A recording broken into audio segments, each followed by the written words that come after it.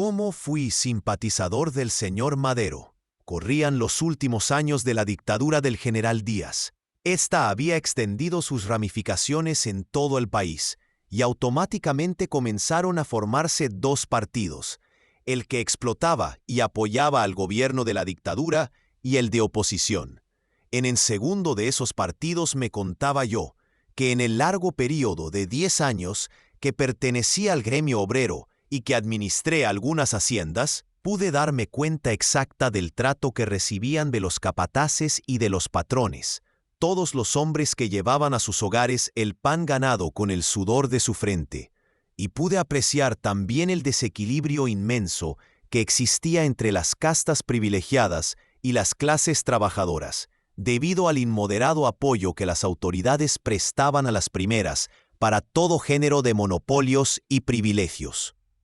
Esta experiencia me llevaba al convencimiento de que era necesario odiar la tiranía, ya que no sabíamos amar y conquistar la libertad.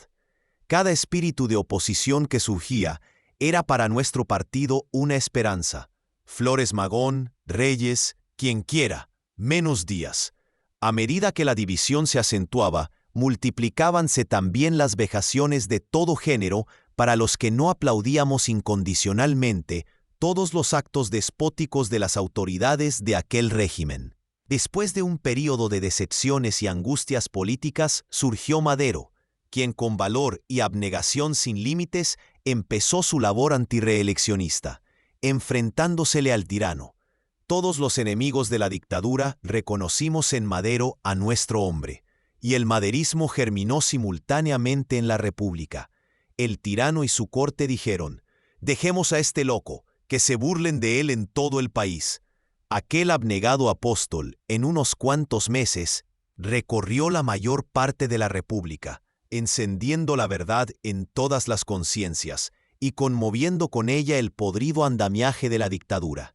Aprehendido Madero, arbitrariamente, por un supuesto delito que le inventara uno de los cachorros de Ramón Corral, el licenciado Juan R. Orsí, perseguidos sus principales colaboradores, no quedaba más recurso que la guerra. Así lo comprendió la generalidad, pero no todos nos resolvimos a empeñarla. Madero logra fugarse y, burlando a los esbirros, gana la frontera. La revolución estalla. Entonces el partido maderista o antirreeleccionista se dividió en dos clases, una compuesta de hombres sumisos al mandato del deber, que abandonaban sus hogares y rompían toda liga de familia y de intereses para empuñar el fusil, la escopeta o la primera arma que encontraban.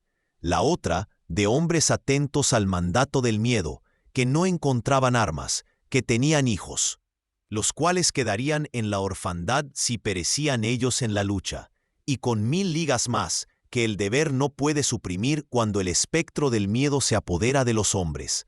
A la segunda de esas clases tuve la pena de pertenecer yo.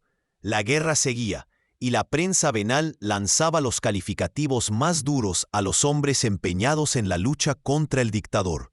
Los maderistas inactivos nos conformábamos con hacer una propaganda solapada y cobarde.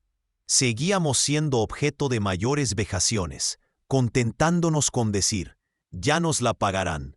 La revolución en Sonora, cuando en todo el país aparecían ya grupos rebeldes, y en el distrito de Álamos se preparaba el levantamiento encabezado por el hoy general de división Benjamín G. Gil, a quien todos los de aquel distrito reconocíamos como jefe, por su valor civil y su entereza. Fue este aprehendido en compañía de los señores Flavio y Ventura Borges. Con la aprehensión de Gil no se sofocó el movimiento insurgente en Sonora. Al contrario, se precipitó. Un día después, se iniciaba la revolución en Navojoa, Río Mayo, encabezada por los señores Severiano A. Talamante, sus dos hijos, Severiano y Arnulfo, Carpio, Demetrio Esquer, los hermanos Chávez y Ramón Gómez con algunos otros. Pero estos, debido a la escasez de los elementos con que contaban, después de algunas escaramuzas con las fuerzas federales, tuvieron que emprender su marcha hacia la frontera para pertrecharse, habiendo tenido que librar un sangriento combate en Zaguaripa. el que fue de resultados desastrosos para ellos.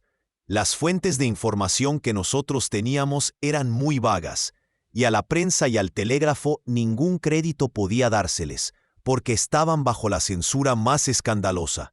En abril empezó a notarse alarma en los círculos oficiales, alarma que fue aumentando hasta que pudimos saber que los maderistas se aproximaban a Navojoa, y por fin, que atacaban aquella plaza, y que al ser en ella rechazados, avanzaban con rumbo a nuestro pueblo, Huatabampo, en el que había una guarnición de 40 hombres perfectamente armados y pertrechados a las órdenes del presidente municipal José Tiburcio Otero, quien era uno de los colaboradores que más se distinguieron en la época de la dictadura, por lo identificado que estaba con los procedimientos arbitrarios. Otero, al saber la aproximación de los maderistas, huyó con su gente, abandonándola en el Tóbari, pequeño puerto de cabotaje que se encuentra al poniente de la desembocadura del río Mayo, en el Golfo de California, refugiándose el expresado individuo en la pequeña isla de Siari, que está frente al puerto. Al siguiente día hicieron su entrada a Huatabampo los rebeldes. Estos iban comandados por José Lorenzo Otero, Ramón Gómez y los hermanos Chávez. Todos sus partidarios nos apresuramos a recibirlos. La impresión que yo recibí al verles no se borrará jamás de mi memoria. Eran como 100, de ellos 70 armados, de los armados más de 30 sin cartuchos, y los que llevaban parque lo contaban en reducidísima cantidad. Los jefes se podían distinguir en que llevaban dotadas sus cartucheras. Las ropas que usaban todos aquellos hombres indicaban que no habían tenido cambio en mucho tiempo. Las 2/3 partes de ellos poseían montura, y el resto la improvisaban con sus propios zarapes. Todos aquellos combatientes revelaban las huellas de un prolongado período de privaciones. Empecé a sentirme poseído de una impresión intensa, la que poco a poco fue declinando en vergüenza. Cuando llegué al convencimiento de que para defender los sagrados intereses de la patria solo se necesita ser ciudadano, y para esto desoír cualquier voz que no sea la del deber, encontraba superior a mí a cada uno de aquellos hombres. Los hermanos Chávez nos relataron, con detalles vivos, la batalla que habían librado en Zaguaripa, en la cual perdieron a sus principales jefes, los señores Talamantes, quienes quedaron prisioneros en poder del general Ojeda, y por orden de éste fueron luego fusilados. Unos días después salía de su prisión el hoy general Gil, e impulsando el movimiento revolucionario, tomó la plaza de Navojoa y avanzó sobre Álamos. A raíz de tales acontecimientos, el telégrafo comunicó las noticias de los tratados de Ciudad Juárez y la fuga de Díaz, y posteriormente la orden de Madero para suspender las hostilidades. El triunfo de la revolución era ya un hecho. De pie en mi conciencia quedó la falta.